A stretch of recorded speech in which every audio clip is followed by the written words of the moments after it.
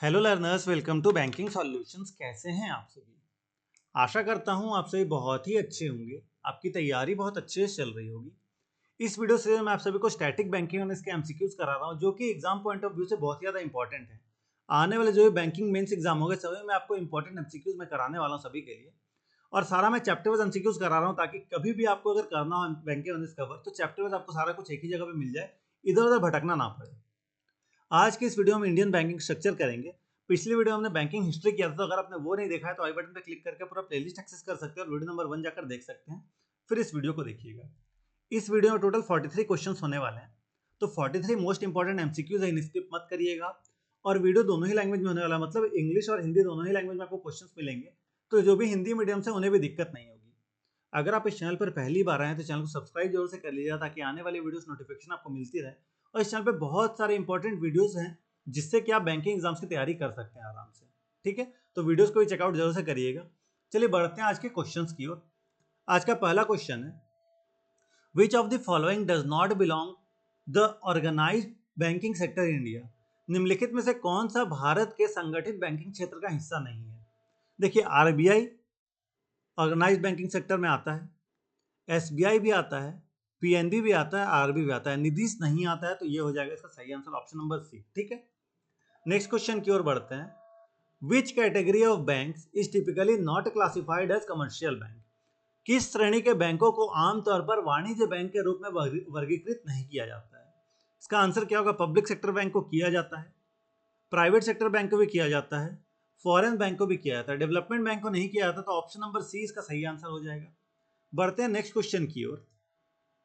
Identify the option that does not fall under the organised sector in India. उस विकल्प की पहचान करें जो भारत के संगठित क्षेत्र के अंतर्गत नहीं आता है।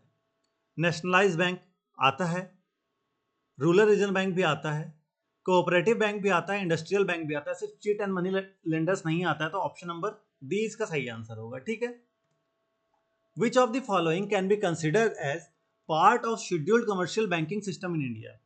इनमें से निम्नलिखित में से कौन सा भारत की अनुसूचित वाणिज्य बैंकिंग प्रणाली का हिस्सा माना जा सकता है? आरआरबीज को माना जा सकता है, हाँ। प्राइवेट सेक्टर बैंक को माना जा सकता है, हाँ। फॉरेन बैंक इन इंडिया को माना जा सकता है, हाँ। तो इसका आंसर हो जाएगा option number D, all of the above. Next question, the entity known as banker of banks. Banker of banks किसे कहा जाता है? तो आरबीआई को कहा जाता है। बचपन से चीज पढ़ाई जा रही है, जब से आपने बैंकिंग की तैयारी शुरू की होगी आपको पढ़ाया जा रहा होगा बैंकर ऑफ बैंक्स आरबीआई। ठीक है, सिंपल सा आंसर ऑप्शन नंबर 20 का सही आंसर हो जाएगा। नेक्स्ट क्वेश्चन की ओर बढ़ते हैं हम। विच of the following statement is accurate? निम्नलिखित में कौन सा कथन सही है? The central bank operates with the focus of national welfare. हाँ, नेशनल वेलफेयर के फोकस पर ऑपरेट करता है।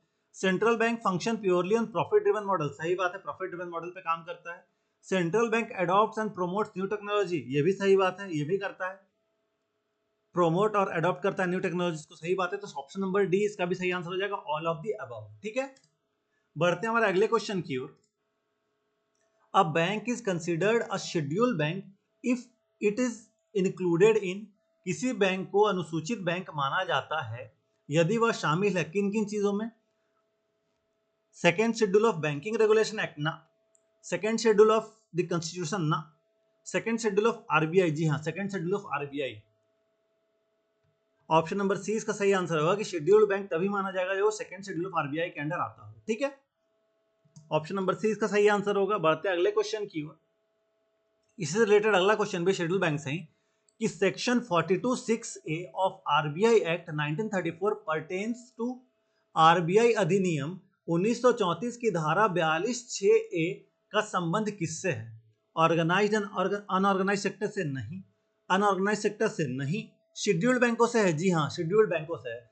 ये इंपॉर्टेंट क्वेश्चन है, एग्जाम पॉइंट ऑफ व्यू से आपसे पूछा जा सकता है कि शेड्यूल्ड बैंक आरबीआई एक्ट के किस सेक्शन के अंदर आता है, या फिर शेड्यूल्ड बैंक किस एक्ट के अंदर आता है। बैंक एक्ट, आरबीआई एक्ट, सारा कुछ आपसे पूछा जाएगा। ठीक है, तो कुछ भी किसी भी तरह का क्वेश्चन बन सकता है, तो इस चीज को याद रखिएगा कि शेड्यूल्ड बैंक किसके अंडर आता है? Section 42(6)(a) of RBI act. ठीक है, आरबीआई एक्ट 1934। नेक्स्ट क्वेश्चन की ओर हम बढ़ते हैं।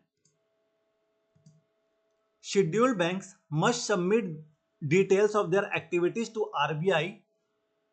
अनुसूचित बैंकों को अपनी गतिविधियों का विवरण आरबीआई को कब प्रस्तुत करना चाहिए, कब देना चाहिए अपना डिटेल्स शेड्यूल्ड बैंकों को, अपनी एक्टिविटीज का डिटेल्स कब देना चाहिए? हर मंथ देना चाहिए? नहीं, हर मंथ नहीं देना चाहिए, हर ईयर भी नहीं देना चाहिए, हर दिन भी नहीं देना चाहिए। कब देना चाहिए? Every week. ठीक है, ऑप्शन नंबर डी इसका सही आंसर होगा, एवरी वीक। नेक्स्ट क्वेश्चन है, which of the following is not a public sector bank? इनमें से कौन सा पब्लिक सेक्टर बैंक नहीं है? Cooperation bank public sector bank है, जी हाँ।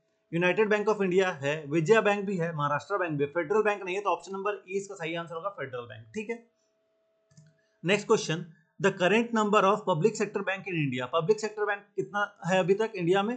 तो अभी है 12 public sector bank, option number D इसका सही आंसर होगा। नेक्स्ट क्वेश्चन की ओर बढ़ते हैं, the first merger of nationalised bank took place in?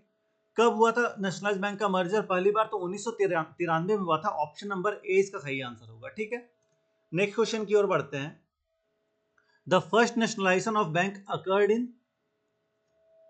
Bank का पहला नेशनलाइजेशन कब हुआ था? तो यह हुआ था 19 जून 1969, ऑप्शन नंबर ए 19 जून 1969 का आंसर होगा। ठीक है, बढ़ते हैं हमारे अगले क्वेश्चन की ओर, how many banks were nationalise in the first place?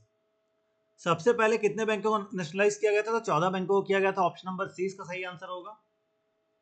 Next question, what was the deposit criterion of the 14 banks nationalised on 19 जुलाई 1969? 19 जुलाई 1969 को राष्ट्रीयकृत किए गए 14 बैंकों के लिए जमा मानदंड क्या था? कितना था? तो वो 50 करोड़ था। ठीक है, ऑप्शन नंबर डी इसका सही आंसर होगा। नेक्स्ट क्वेश्चन की ओर बढ़ते हैं, the nationalisation of bank admits to all of the following except? बैंकों के राष्ट्रीयकरण का उद्देश्य इनमें से किसको छोड़कर सभी थे? Provision of adequate credit and agriculture SMEs and export, ये था। ठीक है, removal of control by the few capitalist, ये भी था। Encouragement of a new class of entrepreneurs, ये भी था। Access of banking to masses, ये भी था। ये नहीं था provision of credit to big industries only. ठीक है, तो ऑप्शन नंबर ए इसका सही आंसर होगा। Next question, in the year 1980s the second phase of nationalization of Indian bank took place। 1980 में सेकेंड फेज ऑफ नेशनलाइजेशन हुआ था Indian banks का। इस चीज को याद रखिए, कब हुआ था आपसे पूछा जा सकता है। ठीक है, चूज द करेक्ट स्टेटमेंट, इसमें से करेक्ट स्टेटमेंट आपको चूज करना है। 6 more banks were nationalised with deposit over 200 crore, यही तो सही बात है। ठीक है, ऑप्शन नंबर ए यहीं पे सही हो गया। दूसरा है, the government of India held a control over 91% of banking industries ना, ये तो नहीं है, 91% नहीं था। After the nationalisation of bank there was a huge jump in deposits and advances with the banks, ये भी नहीं था। तो इसका ऑप्शन सीधा सीधे ऑप्शन नंबर ए सही आंसर हो जाएगा। ठीक है, बढ़ते अगले क्वेश्चन की ओर, the second phase of bank nationalisation took place in 1980s during the prime ministerial tenure of Indira Gandhi. Which bank was nationalised in this period? 1980 में बैंक राष्ट्रीयकरण का दूसरा चरण इंदिरा गांधी के प्रधानमंत्री कार्यकाल के दौरान हुआ था। इस अवधि में कौन सा बैंक राष्ट्रीयकृत किया गया था? तो इस अवधि में कैनरा बैंक को किया गया था। ठीक है, ऑप्शन नंबर सी इसका सही आंसर होगा, कैनरा बैंक। ठीक है, नेक्स्ट क्वेश्चन की ओर बढ़ते हैं, how many banks were nationalised in 1980? 1980 में कितने बैंकों को नेशनलाइज किया गया था? तो 6 बैंकों को किया गया था, ऑप्शन नंबर सी इसका सही आंसर होगा।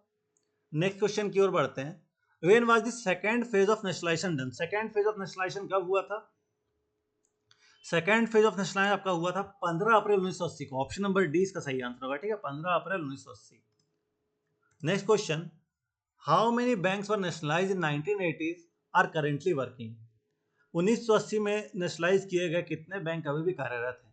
तो टोटल 5 बैंक अभी भी कार्यरत हैं। इन 5 बैंकों का नाम आप कमेंट में बताइएगा। ठीक है, बढ़ते हैं नेक्स्ट क्वेश्चन की ओर, The 5 associates bank of SBI and Mahila Bank merged with SBI on? भारतीय स्टेट बैंक के 5 सहयोगी बैंक और महिला बैंक का SBI में विलय कब हुआ था? तो ये हुआ था 1 अप्रैल 2017 को, 1 अप्रैल 2017, ऑप्शन नंबर सी इसका सही आंसर होगा। ठीक है, नेक्स्ट क्वेश्चन की ओर बढ़ते हैं, हु इनॉग्रेटेड द भारतीय महिला बैंक? भारतीय महिला बैंक को कौन इनॉग्रेट किए थे? तो ये किए थे Manmohan Singh ji, option number C इसका सही आंसर होगा। नेक्स्ट क्वेश्चन की ओर बढ़ते हैं हम। विजया बैंक एंड देना bank merge with, Vijaya bank और देना बैंक को किसमें मर्ज किया गया? तो ये मर्ज किया गया बैंक ऑफ बड़ौदा में। ऑप्शन नंबर ई इसका सही आंसर होगा। बहुत ही इजी क्वेश्चन।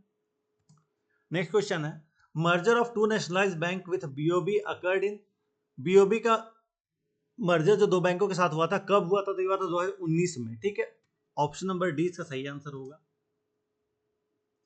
नेक्स्ट है, government has merged Allahabad bank with, Allahabad bank को किसके साथ मर्ज किया गया था? तो इंडियन बैंक के साथ मर्ज किया गया था। ऑप्शन नंबर ए इसका सही आंसर होगा। नेक्स्ट क्वेश्चन,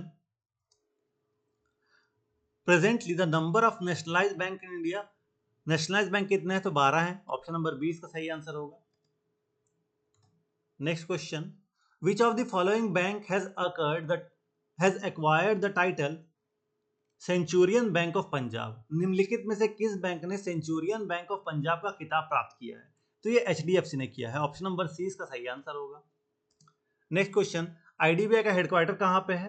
तो आईडीबीआई का हेडक्वार्टर है मुंबई में। ऑप्शन नंबर ई इसका सही आंसर होगा। एक्सिस बैंक का पुराना नाम क्या था? तो एक्सिस बैंक का पुराना नाम था यूटीआई बैंक। ऑप्शन नंबर 20 का सही आंसर होगा। ये क्वेश्चन आपसे एग्जाम में पूछा जा सकता है। ठीक है, When was HDFC bank established? HDFC bank की स्थापना कब हुई थी? तो ये 1995 में हुई थी। ऑप्शन नंबर डी इसका सही आंसर है। नेक्स्ट क्वेश्चन है, regional rural banks were classified under, RRB को किसके अंडर क्लासिफाई किया जाता है? तो ये पब्लिक सेक्टर बैंक है। ठीक है, कहाँ public sector bank? Option number D इसका सही आंसर होगा। ठीक है, next question, RRBs are owned by, RRB किनके द्वारा ओन किया जाता है? Central government, state government, sponsor bank. तो तीनों के द्वारा किया जाता है। All of the above. Comment में आप बताइए कितना कितना परसेंट शेयर तीनों का है। ठीक है, कमेंट में आपको ये बताना है। Next question, in which of the following state there is no RRB, किस स्टेट में एक भी आरआरबी नहीं है? तो गोवा में एक भी आरआरबी नहीं है। ऑप्शन नंबर बी इसका सही आंसर होगा। ठीक है, next question, RRBs are empowered to transit business of banking as defined under, क्षेत्रीय ग्रामीण बैंक को बैंकिंग व्यवसाय करने का अधिकार किस अधिनियम के तहत प्राप्त है? इसका आंसर क्या होगा? तो इसका आंसर होगा banking regulation act 1949। Option number C इसका सही आंसर होगा। ठीक है, next question, which of the following statement is about RRBs are correct, RRB के बारे में कौन सा कथन सही है? Sponsor banks travel cheques can issued by RRB, सही बात है। RRBs can enter into arrangement with sponsor bank for providing remittance facilities to its customer, सही बात है। Where RRBs can afford the investment they can install lockers also, हाँ ये भी सही है। तो सारा कुछ सही है। इसका option number E all of the above सही आंसर होगा। ठीक है, next question, paid up share capital of RRBs is contributed bye, क्षेत्रीय ग्रामीण बैंक की चुकता पूंजी का योगदान कौन करता है? तो ये करता है central government, state government and sponsor commercial bank. और रेशियो क्या है इसका? देखिए मैंने आपको कमेंट करने कहा था, यहाँ पे आपको रेशियो देखने को मिल गया 50, 15 और 35। अगर आपने पहले कमेंट किया था तो बताइए आपने सही कमेंट किया था या नहीं। अगर आपने सही कमेंट नहीं किया था जाके एडिट करके सही कर लिया ताकि पता चले। डिलीट नहीं करना आपको, एडिट करके सही करना है। ठीक है, नेक्स्ट क्वेश्चन की ओर बढ़ते हैं। The central cooperative bank are in direct touch with, central cooperative bank सीधे किसके संपर्क में होते हैं? तो ये होते हैं स्टेट कोऑपरेटिव बैंक के संपर्क में। ऑप्शन नंबर बी इसका सही आंसर होगा। ठीक है, next question, what are the cooperative banks at the village level known as, गांव स्तर पर सहकारी बैंकों को किस नाम से जाना जाता है? तो ये जाना जाता है primary agriculture cooperative society. Option number B. ठीक है, ऑप्शन नंबर बी इसका सही आंसर होगा। Next question, PNB as an Indian financial services company based in which city, तो ये किस सिटी में बेस्ड है? ये है न्यू दिल्ली में। ठीक है, ऑप्शन नंबर ए इसका सही आंसर होगा। पंजाब नेशनल बैंक एक भारतीय वित्तीय सेवा कंपनी है जिसका मुख्यालय किस शहर में है? इसका मुख्यालय है न्यू दिल्ली में। ठीक है, next question, where is the headquarter of central bank of India located, central bank of India का हेडक्वार्टर कहां पे है? तो ये मुंबई में। ऑप्शन नंबर बी इसका सही आंसर होगा। ठीक है, next question, union bank of India is one of the major public sector banks in India, its headquarter in, union bank का हेडक्वार्टर कहां पे? तो यूनियन बैंक का हेडक्वार्टर भी मुंबई में है। ऑप्शन नंबर ए इसका सही आंसर होगा। अब आज का last question, India got its first private bank in 11 years as Bandhan Bank commenced operates on 23 August with 501 branches. What is the punchline of the bank? आपको बताना है कि बंधन बैंक का पंचलाइन क्या है। इसका पंचलाइन है आपका भला सबकी भलाई। ऑप्शन नंबर ए इसका सही आंसर होगा, ठीक है। आपका भला सबकी भलाई ऑप्शन नंबर बी में है, ठीक है। ऑप्शन नंबर बी इसका सही आंसर होगा। तो 43 क्वेश्चन हमने कंप्लीट किए हैं। अब आपको किस तरह से करना है, अभी आपने वीडियो देखा, फिर इसका पीडीएफ मैं आपको ग्रुप में प्रोवाइड करा दूंगा। पीडीएफ का लिंक आपको ग्रुप का लिंक आपको डिस्क्रिप्शन में मिल जाएगा, वहां जाकर ग्रुप ज्वाइन करके पीडीएफ डाउनलोड कर सकते हैं। एक बार इस वीडियो को अभी आपने देखा, एक बार शाम में 1.5 या 2x पे आप देख सकते हैं, और फिर एक बार कल सुबह पीडीएफ से रिवाइज कर लिया, ताकि सभी क्वेश्चन आपके दिमाग में छप जाए, ठीक है। और कमेंट करके अपना फीडबैक जरूर से दीजिएगा कि और किस किस टॉपिक पे आपको वीडियो चाहिए। मैं सब पे वीडियोस बनाऊंगा, आपका हर एक कमेंट में पढ़ता हूँ। अपना फीडबैक कमेंट्स में जरूर दें। अगर आपको वीडियो से इन्फॉर्मेटिव लग रहे हो, मेरे एफर्ट्स अच्छा लग रहा है, इस वीडियो को लाइक करें, अपने दोस्तों के साथ शेयर करें ताकि उन्हें फायदा हो सके। आप मेरे चैनल को सब्सक्राइब करते हैं कि आने वाले वीडियो की नोटिफिकेशन आपको मिलती रहे। जस्ट आप यहाँ क्लिक कर सब्सक्राइब कर सकते हैं। सब्सक्राइब करके मुझे सपोर्ट करें, इससे मुझे मोटिवेशन मिलती है और वीडियो लाने की। आपको किसी प्रकार डाउट है, कोई सेशन में फीडबैक देना, तो आप कमेंट सेक्शन में दे सकते हैं। आपको आपके एग्जाम के लिए all the best. Thank you.